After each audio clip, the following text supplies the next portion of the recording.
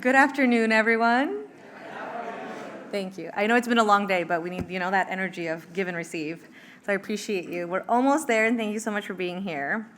The Create+AI Challenge was launched at the Stanford Accelerator EdTech Summit this past November as an invitation to rethink how artificial intelligence shows up in learning.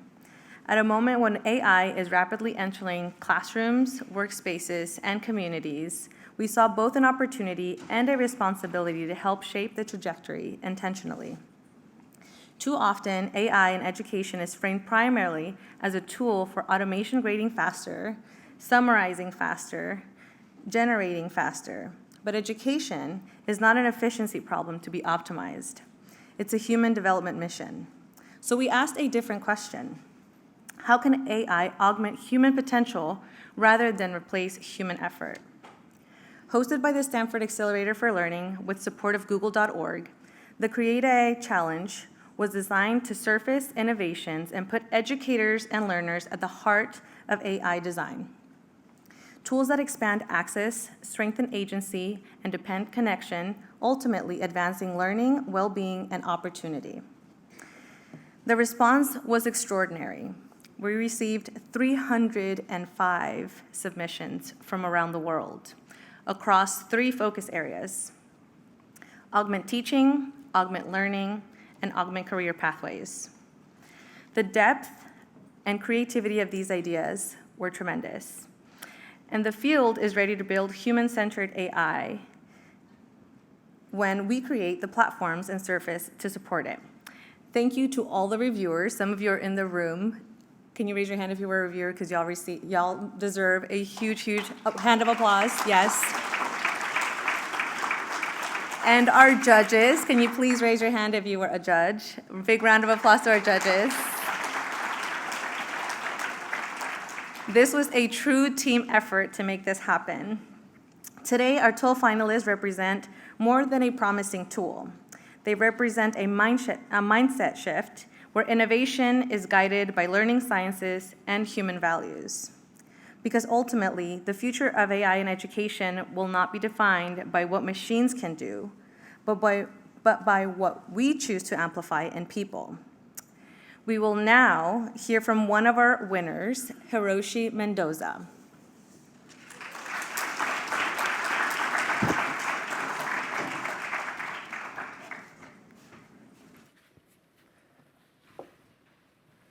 Good afternoon, everyone.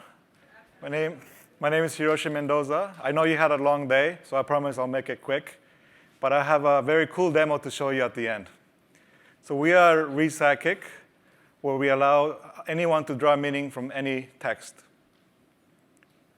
So this story is actually a very personal one. So this is me when I was 10 years old, and I moved from Mexico City to the US, and I didn't know any English. And I remember that I was put into a classroom, and the teacher asked me to read out loud in English. So I read the sentence as a Spanish speaker would. And when I finished reading the sentence, the whole classroom laughed at me. And I didn't want to read out loud again. Thankfully, I found this book series called Animorphs.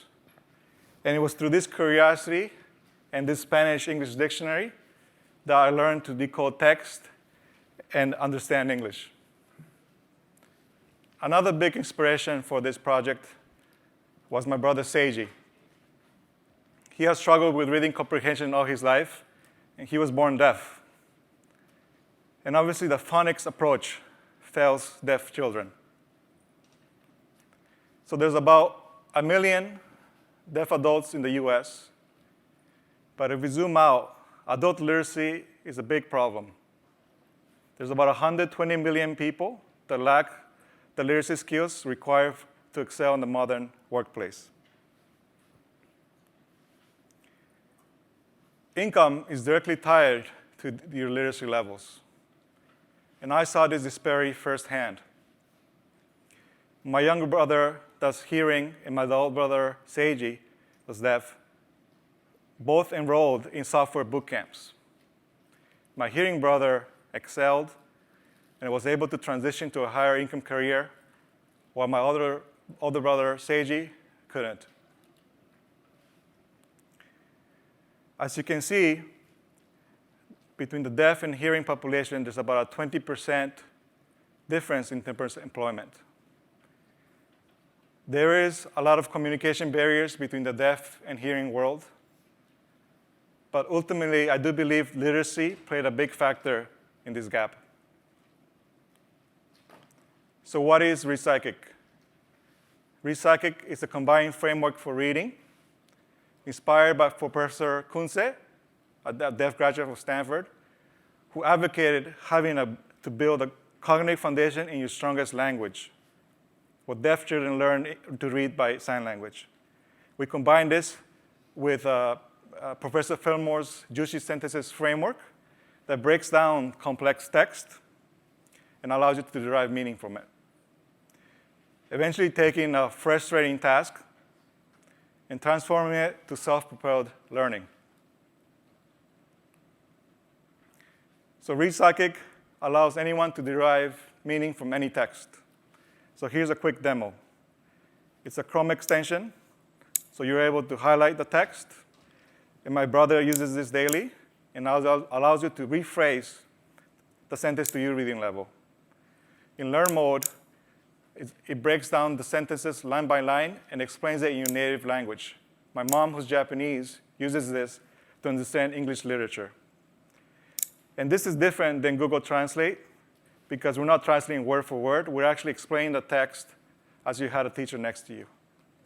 And this is possible today because of AI. And in this process, I realized that in order to help my brother in the deaf community, I needed to have an English to sign language translator. And when I told people about this, they thought I was crazy. How are you going to take a written language, convert it to a visual language? But nevertheless, I spent $10,000, and I worked with Christine, an ASL interpreter that believed in this concept. And as you know, sign language is very expressive. So any facial expression can change the meaning of the sentence. So we decoded over 60 facial expressions. So today, if you go to Gemini and ChatGPT and ask it to translate to sign language, it's going to output something like this. And this is wrong because it's based on ASL Gloss, which is an antiquated system that doesn't express the richness of the language. So our model, or fine-tuned model, is able to output what you see below. And then we have a system that can map these tokens into animations. So this is the awesome demo that I wanted to show you. So now you're able to highlight any English text, and then with our model, we tokenize it, and then we're able to animate it. And you can see the different facial expressions. We have the ability to have the spatial quadrants. We also have the ability to show finger spelling, essentially being able to translate any English text into sign language.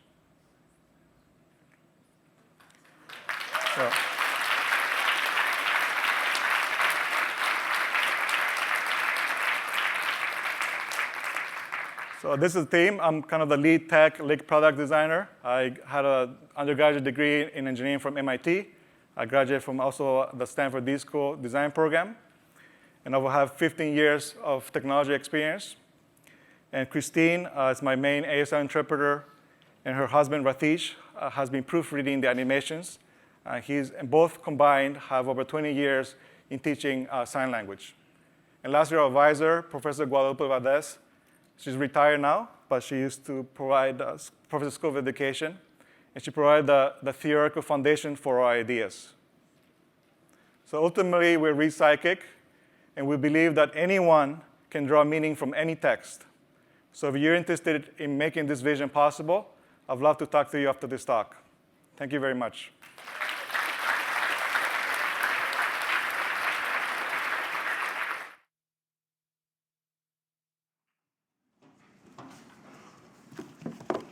Thank you very much, Hiroshi. I would now like to invite Tori Bates and Isabel Howe back up to the stage. Round of applause, please.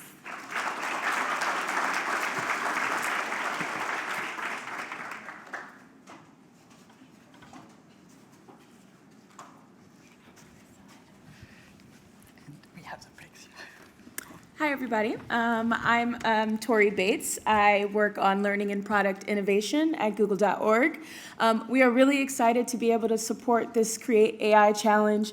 I was in the room yesterday when they all did their pitches in front of the judges, and it truly was amazing to see so many innovative ideas that are solving real-world problems and transforming the future of learning. So truly congratulations to all the winners. They are super deserving.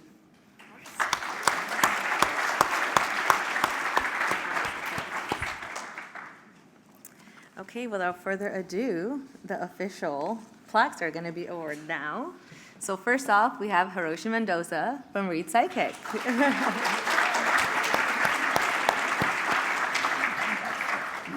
Keith Cole and his team from AI Studio Teams.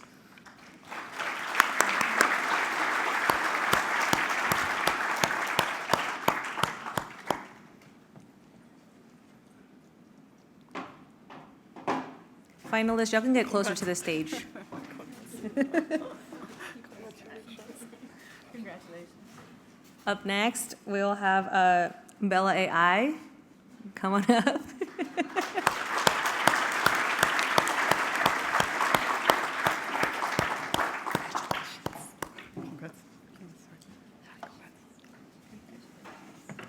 Up next, we have Nikhil from the Freedom app.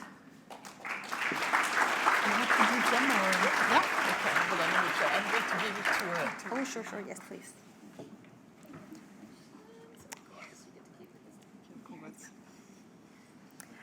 Up next, Julie from Flourish.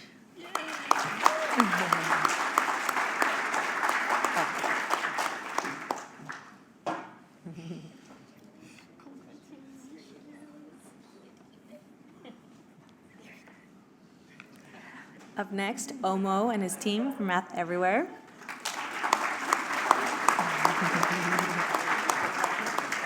Congratulations.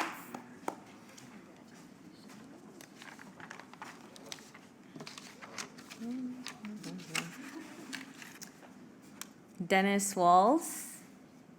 Oh, there you are. Okay, come on up, come on up. This team, Generative AI Enhanced Behavior Learning Lab for Children with Autism. Okay.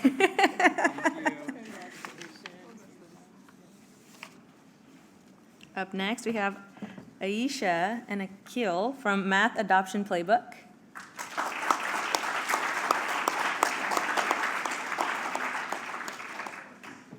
Congratulations.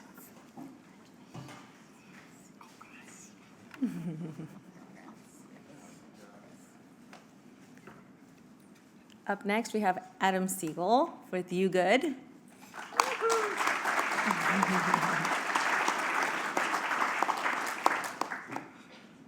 Congratulations.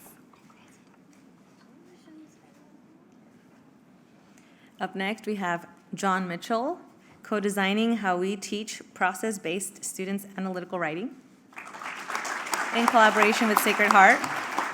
Congratulations. And last but not least, Marissa McGee, Small Books, Big Lessons.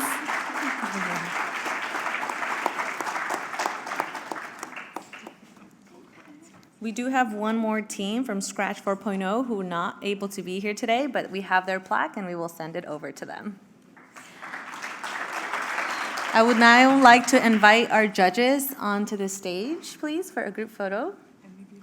And reviewers as well, please. Yes, if you're in the room, we couldn't have done this without you. Come on up. Josh, I see you. Keith, I see you. Kristen, Kathy, are y'all in the room? Glenn? Yes. Come on up. If I didn't mention you and you were a reviewer, please come on up to the stage. Yay. Come on up. We might have to do 2 rows, so let's get creative on how we do a 3rd row in the front here. I don't want to eclipse anybody. I don't want to block somebody.